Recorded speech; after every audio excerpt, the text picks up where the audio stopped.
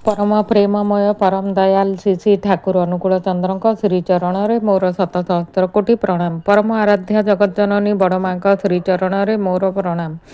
परम पूज्यपाद बड़दा श्रीचरण में मोर प्रणाम। पूज्यपाद आचार्य देव श्रीचरण में मोर प्रणाम। मोर यही भिडियो देखुवा अगणित इष्टप्राण गुरु भाई गुरु माँ मानू मोर अंतरु श्रद्धापूर्वक जय गुरु। मोर यही चैनल मु समस्त को श्रद्धार सह स्वागत जनाऊँगी।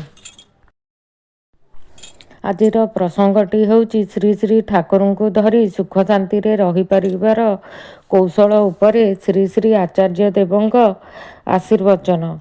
आमे संसार रे दुईटी जिनिस चाहूँ।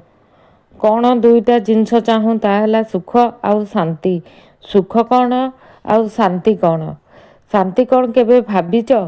मो समर्थ भितरे किछि भी जिनिस आमको असुविधा होइथाए तापाई आमे जेउ कर्म करिथाउ ताहा ही शांति। आपण माने अनेक समस्या नहीं मो पाखको आसीथिबे किंतु मु किछि भी सुनिबी नाही। आपणक समस्या आपण समाधान करिवे। सेथिपई तार निराकरण न खोजी तापाई जहा कहिबा कथा ताहा ही करिबा आरंभ कर। किंतु चिंता कर नाही, कर्म करि चाल। चिंता कले चिंतार भितर देई समस्या बढ़ी चाले। आउ मनीषर किछि ना किछि समस्या सबुदिन थिबो। मु तो प्रार्थना करुची सबु मनीषर किछि किछि समस्या रहु। एहा रहिले मनीष जीवन रे ठाकुर रहिबे। नहेले मनीष जीवन रे ठाकुर किछि रहिबेनी। एहा कुरुक्षेत्रर युद्ध जेउठी अर्जुन रथरे रही कर्म करिवे आउ भगवान रथ चलैबे। बाकी कर्म अर्जुन को ही करने पड़िबो।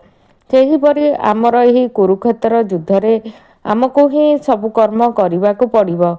आउ ठाकुर केवल आम भितरे बसी रहिबे।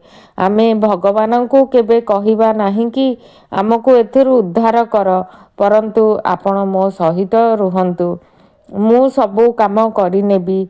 एहा हे हउची पुरुषर काम। पुरुष माने जे अन्यर सबु पूरण करिपारे आउ जे पारे ना से का पुरुष। का पुरुष केबे विवाह करिवा कथा नुहे। आउ सुख कौन? सुख हेउची मो समर्थ बाहरे जो जिनिस ताकू जीवाकू दिय। रास्ता रे जाउथिबा जणे लोक मते गाली देई चलीगला तापरे आमे कौन करुछे? दिन जाक भाबुछे कौन पाई गाली देला, कौन पाई गाली देला। देखंतु तांकू गाली देबाकू 10 सेकेंड भी लागिलानी, किंतु मन को भाराक्रांत कला किए? मन दिन जाक मो निजर मन मते भाराक्रांत कला। मो मन मो पाखरे आउ रहिलानी। ता गाली पाखरे जाई पहुँची गला ता गालीर सेवा करिबाकू। मो पाखरे आउ रहिलानी, ता पाखकू चलीगला। सेथिपई मु दुखित। गोटिए हाथी बजार चलीगले कुकुर माने भुकंती, किंतु सिए पछकू अनाए नाही। से तार चाली थाए। किंतु आमको किए कौन टिके कहिले आम मन ता पाखकू चली जाए। कौन हेबो जदि सिए आमको भगवान कही थांता मु जहा सेया तुमर व्यवहार पाई मो मन मोहताज नुहे। एही धरित्री उपरे आमे काहाकू भी अपमान देइछे, पिटिछे, कंटार मुकुट पिंधाई सूली उपरे चढ़ई देइछे। किंतु से मृत्युर अंतिम पर्याୟରେ कहिथिले, हे परम पिता एही लोकमानंकु क्षमा करिदेव। एहा अज्ञानी। एहा हेउची जीशुଙ୍କ काहाणी। आमे माने तांकू एते पिटापिटी करी अपमान प्रहार लांछना देला परे भी तांक मन निज जागारू हली नथिला। एहा ही सबुठारू बड़ पहिलमान। मनर पहिलमान एहाकू ही कुहंती।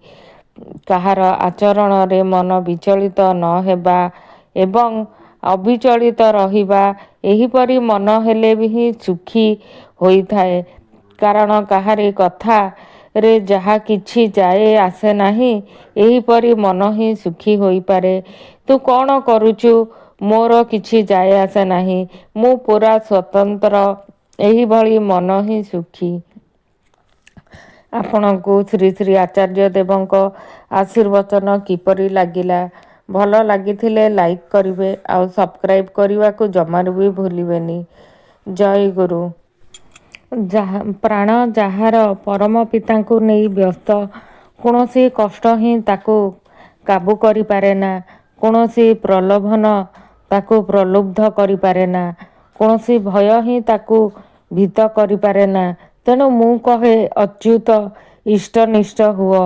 ଏହାଠାରୁ ବଡ଼ ଲାଭ ବା ପ୍ରାପ୍ତି ତ୍ରିଭୁବନରେ ଆଉ କିଛି ନାହିଁ। ଜୟ ଗୁରୁ।